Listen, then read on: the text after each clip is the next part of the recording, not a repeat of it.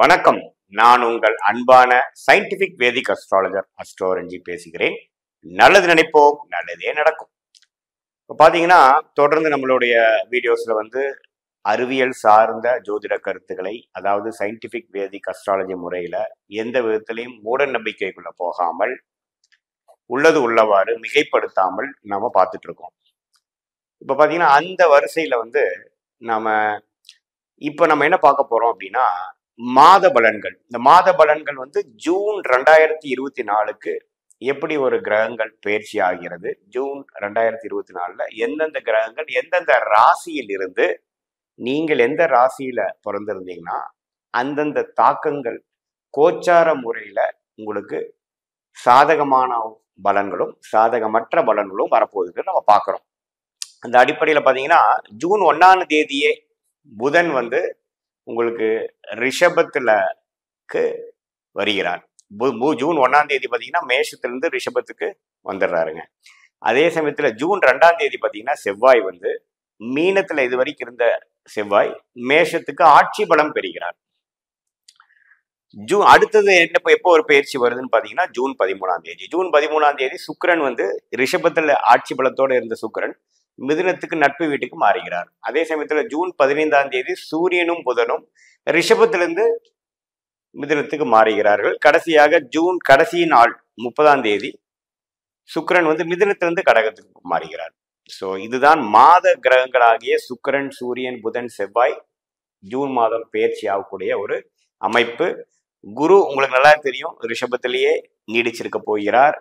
அதே சமயத்துல மீனத்துல ராகு, கன்னியில கேது, கும்பத்துல உங்களுக்கு சனி நீடித்திருக்க போகிறார். ஆண்டு கிரகங்கள் ஆகிய குரு, ராகு, கேது, சனியில எந்த விதத்திலையும் ஒரு மாற்றங்கள் ஜூன் மாதம் முழுதும் இல்லை.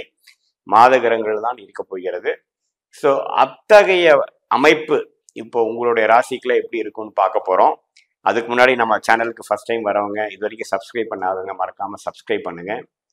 உங்களுடைய ஃப்ரெண்ட்ஸ் அண்ட் ரிலேட்டிவ்ஸ் ஷேர் பண்ணுங்க. பிடிச்சிருந்தா லைக் கொடுங்க. இப்போ பார்த்தீங்கன்னா, இது ஒரு பொதுவான பலனை தவிர, இது உங்களுடைய ஜென்ம ஜாதகத்துல வரக்கூடிய தசாபுக்திகள் எப்படி இருக்கு, அதுல உங்களுடைய நீங்க பிறந்த ஜாதகத்துல இருக்கக்கூடிய கிரகங்களோட அமைப்பு என்னங்கிற பொறுத்து தான் துல்லியமான பலன்கள் எடுக்க முடியும். இது பார்த்தீங்கன்னா ஒரு சப்போர்ட்டிங் ஃபேக்டரா, நீங்க ஜாதகத்துல இருக்கக்கூடிய அம்சங்கள் வேகமா நடக்குமா அல்லது டிலேவா நடக்குமா, சாதகங்கள் அதிகமாகுமா சாதகங்கள் குறையுமா அப்படிங்கிற ஒரு விஷயத்தை தான் நம்ம மாத பலன்களை நம்ம பார்க்க முடியும். இந்த வீடியோல நம்ம என்ன பார்க்க போறோம்னா, மேஷ ராசிக்கு ஜூன் 2024 எப்படி இருக்க போகுதுன்னு பாக்குறோம். இப்ப பாத்தீங்கன்னா, நான் முதலே சொன்ன மாத கிரகங்களோட அமைப்பும் ஆண்டு கிரகத்தோட அமைப்பு வச்சு பார்க்கும் பொழுது, ஜூன் 2ஆம் தேதியிலேயே உங்களுடைய ராசி அதிபதி ராசிக்குள்ளேயே ஆட்சி பலம் பெறுகிறார். அது ஒரு நல்ல அமைப்பு தான். இது வரைக்கும் 12ஆம் இடத்துல ராகுவோட சேர்ந்திருந்த அமைப்புல இருந்து ஜூன் 2ஆம் தேதி, அதாவது அடுத்த ஒரு 29 நாட்கள் பார்த்தீங்கன்னா செவ்வாய் ஆட்சி பலத்தோடு, உங்க ராசிநாதன் ஆட்சி பலத்தோடு இருக்கிறது அருமையான ஒரு விஷயம். என்னதான் இருந்தாலும் அவர் சனியின் 3ஆம் பார்வை பெறுகிறார். பட் இருந்தாலும் ஆட்சி பலமா இருக்கிறப்போ உங்களுடைய வேலை, உங்களுடைய குறிக்கோள், உங்களுடைய வாழ்க்கைக்கு என்ன தேவையோ அதுல கொஞ்சம் சிரத்தையா செய்யக்கூடிய அமைப்பும், அந்த மாதிரி விஷயங்கள் அமைந்து உங்களுக்கு ஒரு ஃபோக்கஸும் ஒரு நல்ல ஸ்ட்ரெச்சும் கிடைக்கக்கூடியது. சில விஷயங்கள் உங்களுக்கு வேணுங்கிற விஷயங்கள் செஞ்சுக்கக்கூடிய அமைப்பு கண்டிப்பாக அந்த ஒரு பலத்தை கண்டிப்பா அந்த செவ்வாய் ஆட்சி உங்களுக்கு கொடுத்துரும். அப்புறம் பார்த்தீங்கன்னா, 2ஆம் இடத்துல குரு ஆல்ரெடி இருக்கிறார்.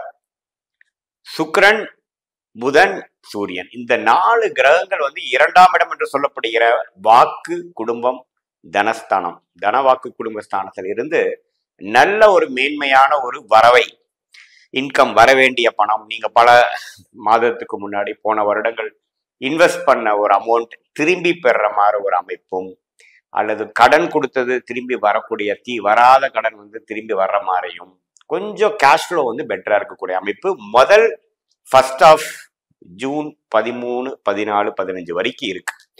ஏன்னா 15க்கு அப்புறம் பாத்தீங்கன்னா ஒரு கிரகமாக 3ஆம் இடத்துக்கு மாறுகிறார். சூரியன் 3ஆம் இடத்துக்கு போறார், புதன் 3ஆம் இடத்துக்கு ஜூன் 15ஆம் தேதி போறார், சுக்கிரன் 13ஆம் தேதியே 3ஆம் இடத்துக்கு போகிறார். 2ஆம் இடம் தனஸ்தானாதிபதியே 3ஆம் இடத்துக்கு போய் நட்பு வீட்டுக்கு போனாலும் வேலை, தகவல் தொடர்பு, பேச்சு மூலமாக பண்றது, தகவல் ஒப்பந்தம், கான்ட்ராக்ட், அக்ரிமெண்ட், சிறு பிரயாணங்கள் போன்ற சில விஷயங்களுக்குள்ள உங்களுக்கு ஃபோக்கஸ் போயிடும். வரவு பார்த்தீங்கன்னா முதல் 2 வீக்ஸ் ரொம்ப நல்ல வரவு இருக்க போகிறது. வராத கடன், போட்ட இன்வெஸ்ட்மெண்ட்டுக்கு வேணுங்கிற ரிட்டர்ன்ஸு, அது மாதிரி விஷயங்கள் தொழிலதிபர்களுக்கு, எம்ப்ளாயீஸ்க்கு நல்ல ஒரு சேலரி இன்க்ரிமெண்ட் கிடைக்கக்கூடிய அமைப்பு. இது வரைக்கும் நீங்கள் இன்சென்டிவ்ஸ் இதெல்லாம் நீங்கள் கிளைம் பண்ண முடியாமல் இருந்ததெல்லாம் நல்ல ஒரு கிளைம் ஆகி வரக்கூடிய அமைப்பு, நல்லா கொடுக்கக்கூடிய ஃபர்ஸ்ட் ஆஃப் ஜூன் வந்து நல்லா இருக்குங்க. அந்த டைம்ல பாத்தீங்கன்னா மாணவர்களுக்கும் பாத்தீங்கன்னா செகண்ட் ஹாஃப் இன்னுமே நல்லா இருக்கும். ஏன்னா புதன் ஆட்சி பலம் பெறுகிறார்.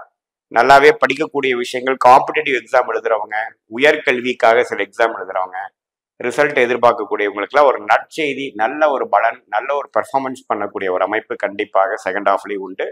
ஃபர்ஸ்ட் ஹாஃப் பார்த்தீங்கன்னா மோர் லைக் இது மாதிரி இல்லத்தரசிகள், இன்வெஸ்ட் பண்றவங்க, தொழிலில் இருக்கிறவங்க, அவங்களுக்குலாம் ஒரு நற்செய்தி வரக்கூடிய அமைப்பும் நல்ல, நான் முதலே சொன்ன மாதிரி கேஷ் ஃப்ளோ, வரவுகள், குடும்பத்தில் சுப விஷயங்கள் எல்லாமே நடக்கக்கூடிய அமைப்புகள் கண்டிப்பாக இருக்கிறதுங்க. 11ஆம் இடத்துல சனி இருக்கிறது நல்ல ஒரு பலம் தான். 2ஆம் இடத்துல குரு நீடித்திருக்க போகிறார். 12ஆம் இடத்துல ராகு இருந்து உங்களுக்கு விரயங்களை தடுக்க போகிறார். 6ஆம் இடத்துல வந்து கேது இருந்து உங்களுக்கு ஒரு மாதிரியான வெளிநாடு தொடர்பு, இம்போர்ட் எக்ஸ்போர்ட் பண்ணிட்டு இருக்கிறவங்களுக்குலாம் ஒரு நல்ல ஒரு இன்ரோட்ஸ், புது கஸ்டமர்ஸ் கிடைக்கிறாங்க, புது ஆர்டர்ஸ் கிடைச்சிது, புது கன்சைன்மெண்ட் அனுப்பிச்சுங்கிற மாதிரி சில நல்ல விஷயத்தை கொடுக்கக்கூடிய இது கண்டிப்பாக மேஷராசிக்காரர்களுக்கு இந்த அடுத்த வருஷமே கொஞ்சம் நல்லா இருக்கும். அதுல ஜூன் மாசம் வந்து சில விஷயத்துக்கு ஃபவுண்டேஷன் ஒர்க் கொடுக்கக்கூடிய, நீங்க அடுத்த லாங் டேர்மா பல வருடங்களுக்கு செய்யக்கூடிய சில பணிகளுக்கு வேணுங்கிற அஸ்திவாரம், ஒரு ஃபவுண்டேஷன், ஒரு ஆரம்ப கட்ட சில நடவடிக்கைகளை செய்து ஃபியூச்சர்ல நல்லாவே அது மூலமா ஆதாயம் பெறக்கூடிய ஒரு அருமையான காலகட்டமாக ஜூன் மாதம் மேஷராசிக்காரர்களுக்கு கட்டாயம் உண்டு. குறிப்பா ஃபர்ஸ்ட் ஆஃப் வந்து நல்லா யூஸ் பண்ணிக்கங்க, உபயோகப்படுத்திக்கங்க. அருமையான ஒரு பொற்காலமாக அமைகிறது. ராசிநாதன் ஆட்சி பலத்தோடு இருக்கிறது நல்ல விஷயம்.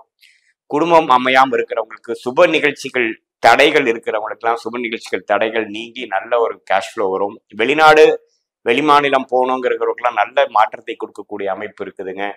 அதே சமயத்துல இம்போர்ட் எக்ஸ்போர்ட் பண்றவங்க, அதாவது ஒரு கூட்டு தொழில் பண்றவங்களுக்குலாம் வந்து நல்ல ஒரு லாபம் பெறக்கூடிய அமைப்பு இருக்கு. மாதத்தின் இறுதி பகுதி பார்த்தீங்கன்னா தகவல் தொடர்புல இருக்கிறவங்க, இன்டர்நெட் மூலமா பண்றவங்க, சோசியல் மீடியால பண்றவங்க, டிஜிட்டல் மார்க்கெட்டிங் பண்றவங்க, மீடியா துறையில இருக்கிறவங்க, அவங்களுக்கு எல்லாமே ஒரு நல்ல ஒரு பிரேக் த்ரூ கிடைக்கக்கூடிய ஒரு நல்ல ஒரு பலனை கொடுக்கக்கூடிய ஒரு மாதமாக கட்டாயம் மேஷராசிக்காரர்களுக்கு இருக்கிறது.